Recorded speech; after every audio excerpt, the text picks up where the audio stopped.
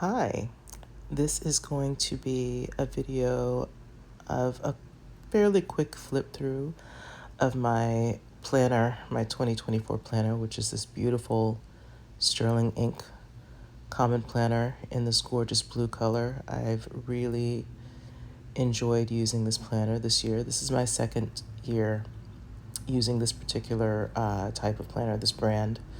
I'm not going to be flipping through every single page in this video because actually this is my first YouTube video in like 5 years. I have not made a YouTube video since 2019, and the last few years I've gotten so used to making Instagram reels on and off. It's not like I've made that many, but I've made a few. I've made enough.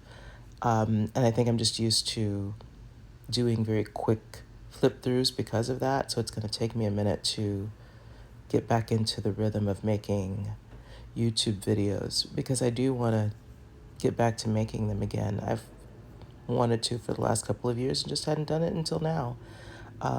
Speaking of haven't done it until now, I didn't, I'm having to do a lot of catching up in my planner this year.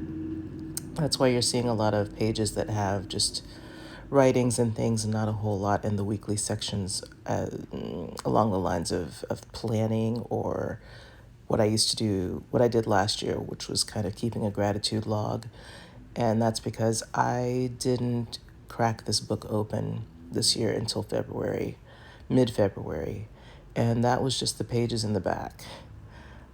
So I started using this planner in earnest in February of this year. And it was just the journaling pages in the back. And I didn't start using this section, this weekly section, or the monthly section, writing anything in the pages, I think until April. My mental health and emotional health, pretty much since the fall of last year, just really wasn't in the place where it needed to be for me to feel motivated to do any of this. And I was excited to get started. I got this planner last year, back in September or October, whenever it launched. And by the time January rolled around, I just did not feel like doing any of it, which is a very big deal because I love doing this. It's a way for me to keep a record of my year, my life. It's one of the ways that I document things, and I really didn't start documenting in this book until February. So in the weekly sections, I've had to go back to my notes app, which I have kept a lot of notes in my notes app on my phone, back to my camera roll, back to Instagram story archives, maybe things like that, so that I could get some bits and pieces of highlights through the year to put in the weekly sections. And the pages where I didn't really have a lot of stuff written in my notes app, I decided to just do collaging in those pages so that it would still end up looking more like, a book that I've lived with the whole year. So I'm happy to say that I have gotten fairly caught up in the weekly sections and the weekly section and the monthly section.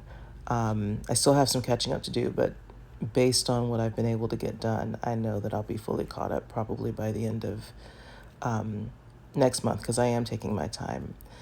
And the other thing that I have really loved about using this planner this year, much like last year, is I've done a lot of writing, again, starting in February and really picking up in April. I've done so much writing and it's made me feel more like, my regular, normal self. So the back pages are filling up quite nicely, and I'm very, very happy about that. And I feel encouraged about the coming year when I'll start a new planner, a new common planner, and it'll be the full size again. And I'll be able to just write.